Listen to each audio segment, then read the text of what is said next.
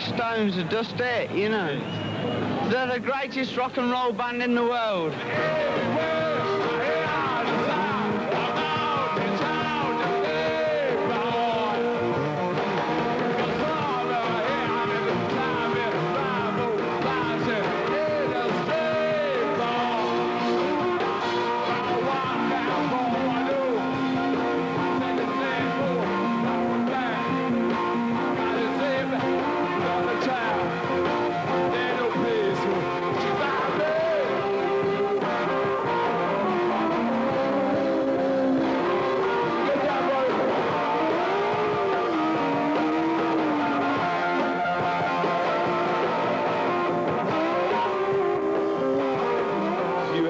Just wonder where the hell you are.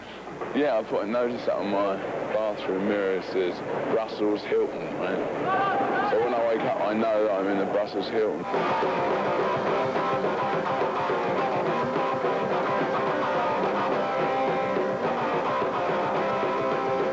It's in the blood, you see. It all comes down to those 2 hours on stage. They're the reward.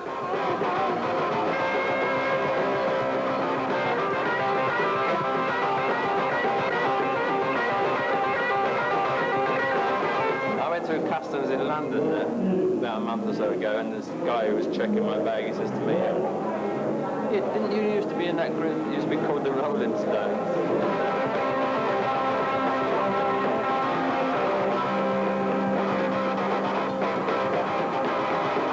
I love playing the drums, and I love playing with the Rolling Stones. I mean, my wife always says I like them more than I do, which isn't true.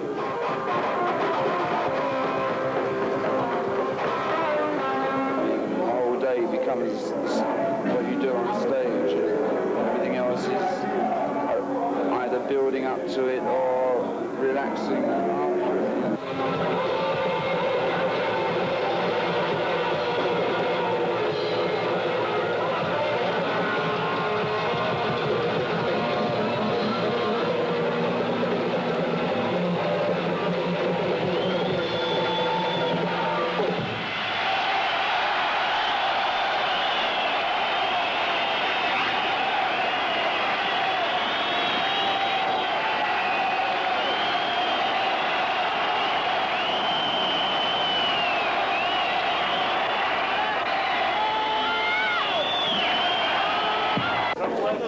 Another concert is over, and the Stones road crew pull out of Glasgow's Apollo Theatre at the start of their last British tour.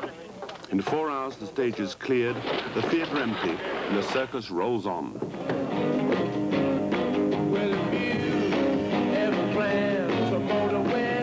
The Stones are asleep. 4 trucks and 30 tons of equipment are already on the road, heading for the next venue 300 miles away.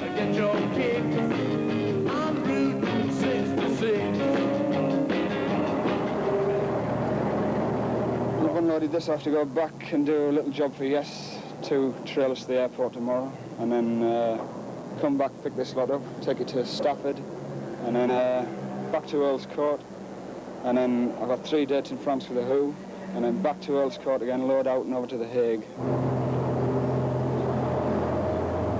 You're not married by any chance, eh? Used to be. I had to give it up.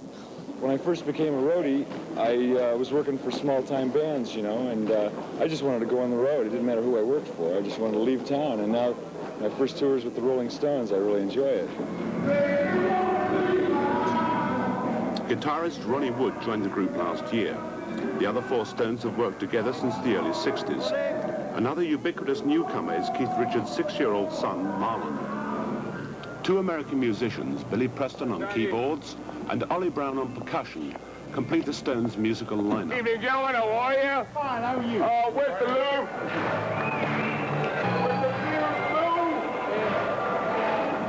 Mick Jagger is the last to arrive.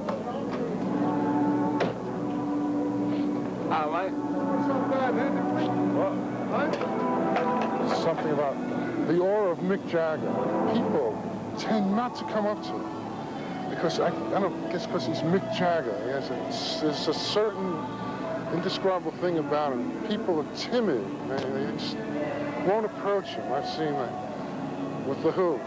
Crowds run up to Roger, but they'll come up to Mick Jagger and they'll stop, and they'll be undecided until like he'll indicate that it's okay. Yeah, the other side, good. It's an interesting phenomenon.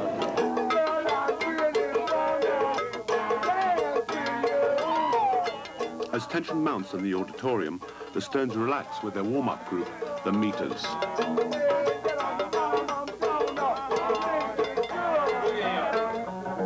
In a makeshift tune-up room, Keith Richards and Ron Wood lock themselves away to complete the last of several pre-stage rituals.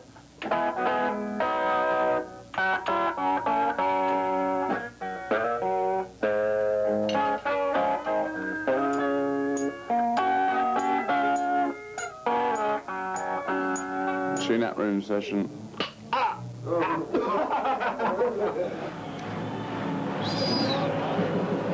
At long last, the Stones make their way to the stage to start yet another exhausting two-hour performance.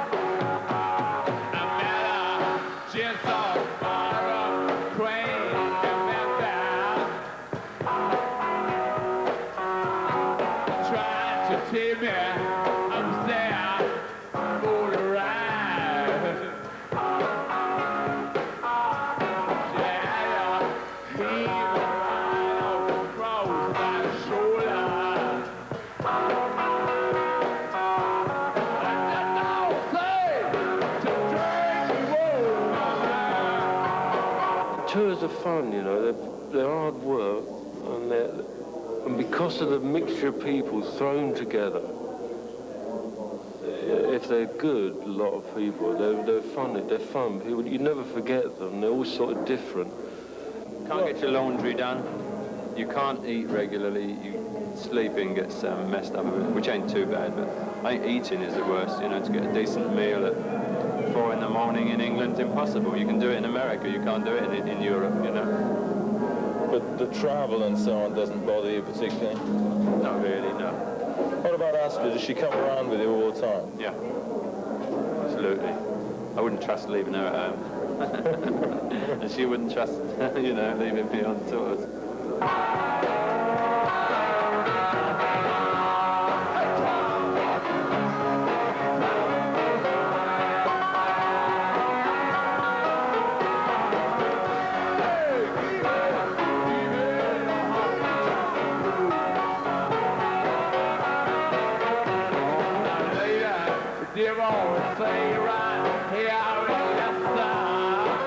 We're very lucky, you know. I mean, we travel and can afford to stay in good places, you know. But, you know, I'm the sort of person that shuts the door all the time. When it shuts and you're on your own, man, that drives me crazy.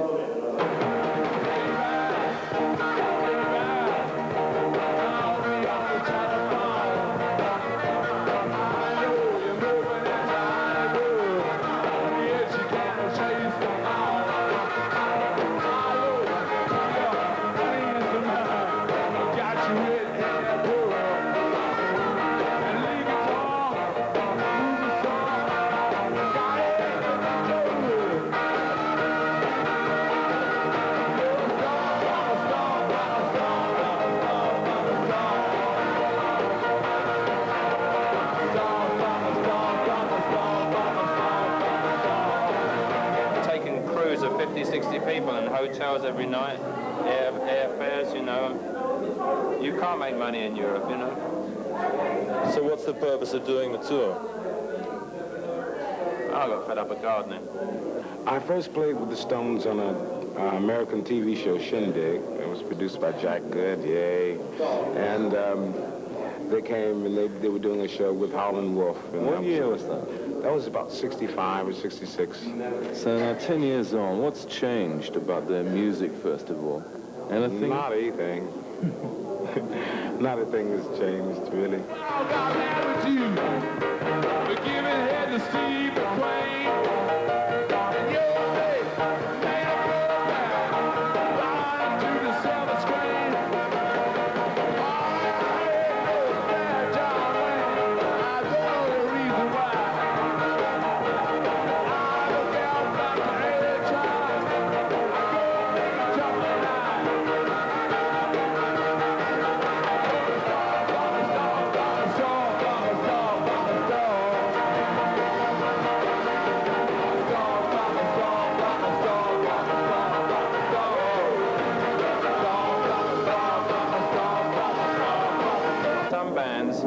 Their old bands and they progress and the fans drop off and they get no new ones, and so eventually the band has got no supporters. With us, we just seem to be picking up new bands every year, and it's great. Some parts of America there'll be one kind, some parts of Europe there'll be all boys, some parts there won't be. Some parts they'll be very young, some parts they'll be quite old. Sometimes they'll be very mixed up, which is rather like this would be. But you'll see everyone, you know, when I saw Elton John and David Bowie this week, and they were, you know, some very, very young kids, and there was grandfathers taking their 3-year-old grandsons along, I mean, and everything in between, you know. So the age group just gets bigger and bigger and bigger. My mum would be a fan soon, you know. And they don't usually sit down, I mean, most of the gigs. No, they stand up the whole time from start to finish. I mean, you know, but they've been very good, you know. So, nearly all boys, you know.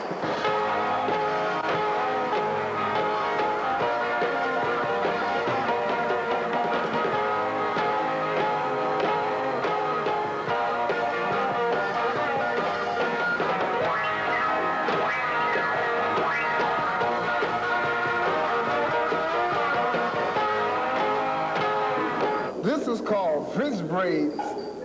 I got it done in California, Red Fox hairstyle. A young lady by the name of Natalie. She does my hair. It takes 4 hours.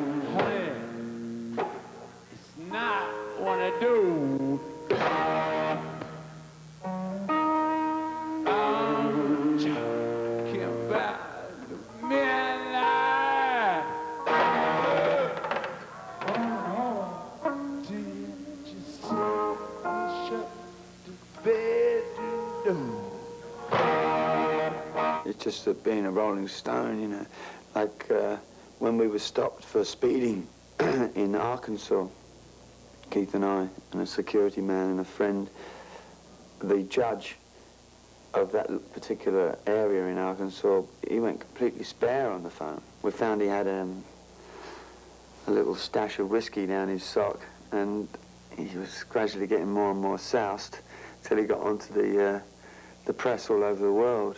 He was saying, yes, we got Rolling Stone on drugs charge, you know, Paris Chronicle and the New Zealand Times. Yeah. He was loving it, you know.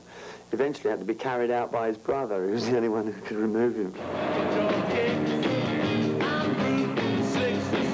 And still the circus rolls on. Another day, another venue.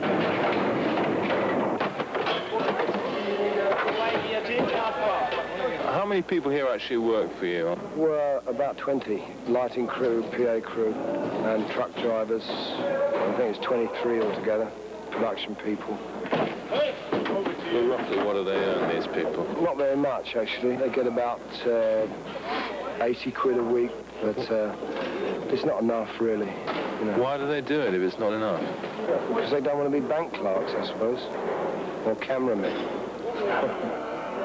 Whilst football absorbs the backstage crowd, out front the rush has already begun for the best seats.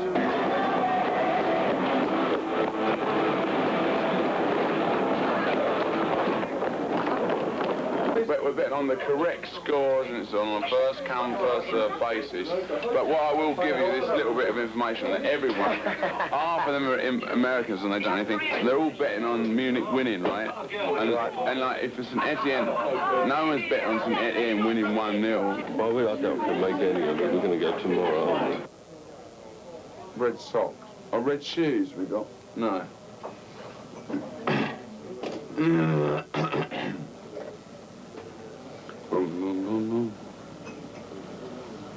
Well, I'm on the train. I'm not going on the train, Charlie. You going on the train? Yeah. If I can get on it. If not, you can I won't let you on it. Everything is done for him. He's completely pampered. It's like Elizabeth Taylor's. Nothing, mate. American Dry Life. I wouldn't ask, but I... What's American Dry? Ginger. So it goes with it. Let's have a look when you look more. Of course it goes. Yeah. No, I'm thinking about what you've got on underneath now. Well, that doesn't go. What's the alternative? You're going to take that off anyway. Very shortly. Scotland win, we want the result up on stage. If we don't want it. This is a bit small, isn't it? And put it on your foot and do it. She says. Costs thousands of dollars, mate.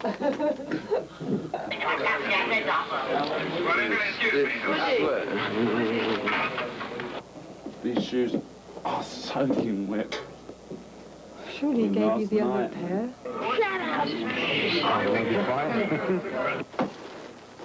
Get the jewellery out.